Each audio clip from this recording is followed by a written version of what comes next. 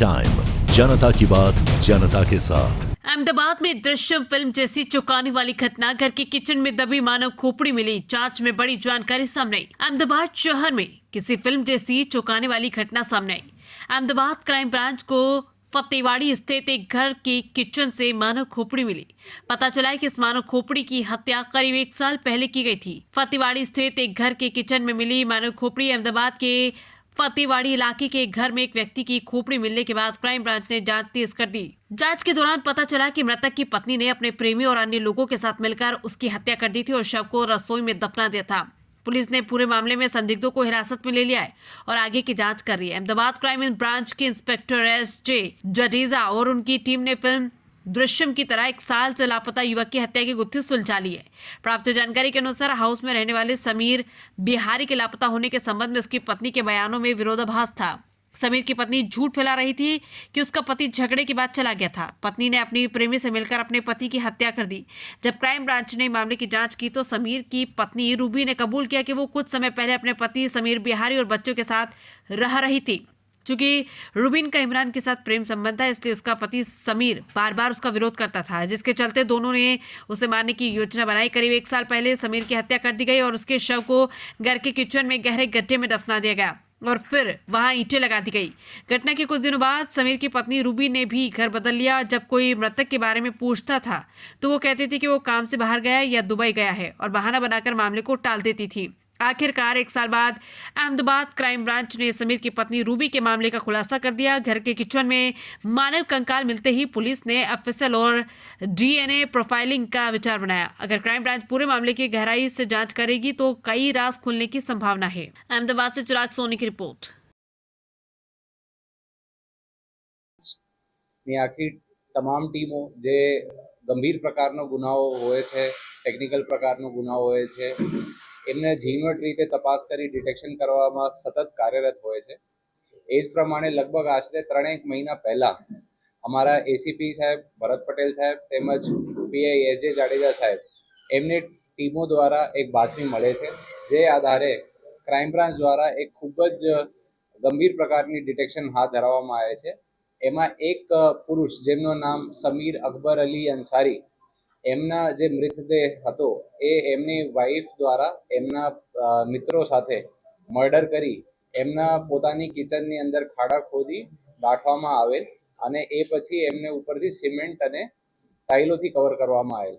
આપણે એ અનુસંધાને એક આરોપી ઇમરાન વાઘેલા એમની અત્યારે પૂછપરછ ચાલુ છે અને જે બાકીના આરોપીઓ છે જેમાં મુખ્ય આરોપી રૂબી અંસારી તેમજ એમના સાથના આરોપી ફૈજુ અને સાહિલ એમની બાબત અમારે ક્રાઇમ બ્રાન્ચ દ્વારા શોધખોળ ચાલુ છે।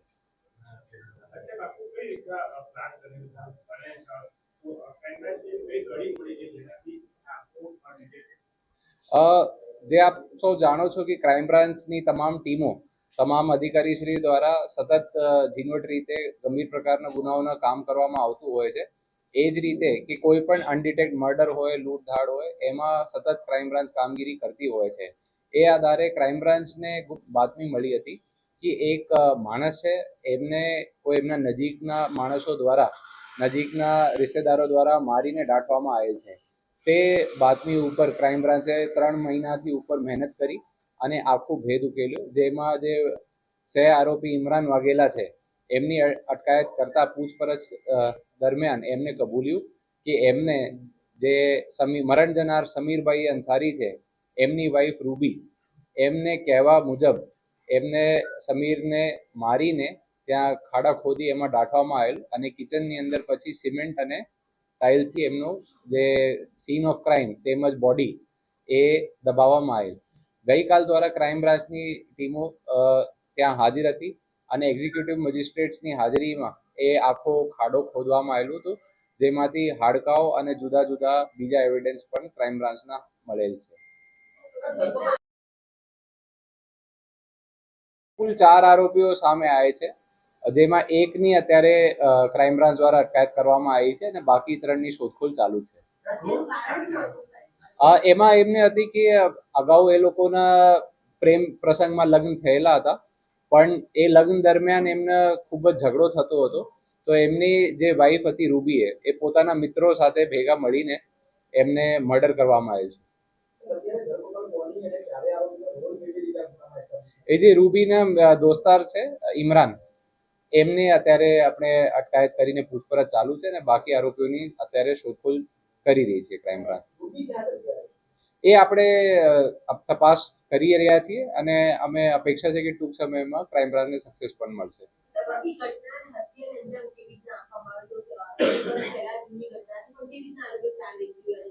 એમાં અત્યારે જે ઇમરાનની પૂછપરછ દરમિયાન એવું સામે આવ્યું છે કે રૂબીને કહેવા પ્રમાણે એ લોકોએ એમને હાથ પગ પકડીને એમને ગળા કાપ્યા હતા ને પછી બોડીના જે પીસીસ હતા એ એમને ત્યાં કિચનની અંદર ખાડા ખોદીને એમના ઉપર નવી કન્સ્ટ્રક્શન કરવામાં આવેલી હતી. હા, એ અત્યારે આપણે પૂછપરછમાં આવ્યું છે અને જે અમારે પુરાવા મળ્યા છે એમની આગળ અમે ફોરેન્સિક જાંચ કરાવીએ છીએ, ડીએનએ મેચિંગ વગેરે પણ કરાવવામાં આવી રહ્યું છે. એ બનાવ લગભગ અત્યારથી 13 થી 14 મહિનો જૂનો જ છે, તો આપણે એ રીતે આપણે ફોરેન્સિક ટીમોની પણ મદદ લઈ રહ્યા છીએ.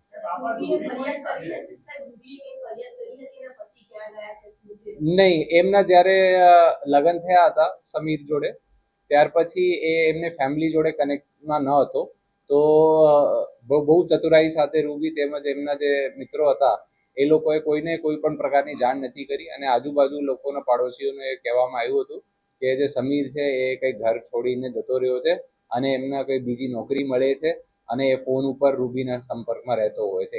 એ પ્રમાણની સ્ટોરી એમને પાડોશમાં ઊભી કરી હતી. નહીં, અત્યારે તો એ એકલી રહેતી હતી, પણ એમના જે અમુક દોસ્તાર મિત્રો હતા એમના જોડે એમની મિત્રતા હતી, તો એ લોકો મળીને એમનો મર્ડર આચર્યું હતું.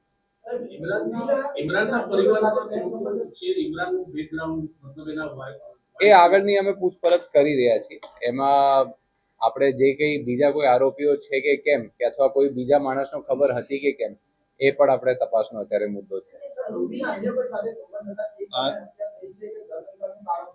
નહીં, એમાં અંદર જ્યારે એના મેરેજ થઈ હતી ત્યાર પછી અંદર એમનો ઝઘડો પણ ચાલતો હતો સમીરભાઈ જોડે, તો એક કારણ આપણે અત્યારે પ્રાથમિક દ્રષ્ટિએ એ પણ હોઈ શકે અને જ્યારે રૂબીની અટકાયત કરવામાં આવશે ત્યારે વધારેની વિગતો મળશે. નહીં, એમને આપણે અગાઉ કીધું છે કે એમના પરિવાર સાથે ઘણા લાંબા સમયથી કોઈ સંપર્ક હતો નહીં. એ જે સમીર હતા એમના પરિવારમાં એમનો ફાધર મૃત્યુ થઈ ગઈ છે, એમની મધર છે એમના જોડે એ સંપર્કમાં ન હતો ઘણા વર્ષોથી, ત્યાર પછી એ લોકોના લગ્ન થયા હતા. એ એમના લગભગ 2 વર્ષ પહેલા એમની કોઈ જગ્યા ઓળખાણ થઈ હતી. એ આગળ રૂબીની અટકાયત થશે તો એમાં આપણે વધારાની વિગતો મળશે. એ લગભગ 3 વર્ષ પહેલા એમનું લગ્ન થયું હતું. બાળક અત્યાર સુધી તો કોઈ નહીં.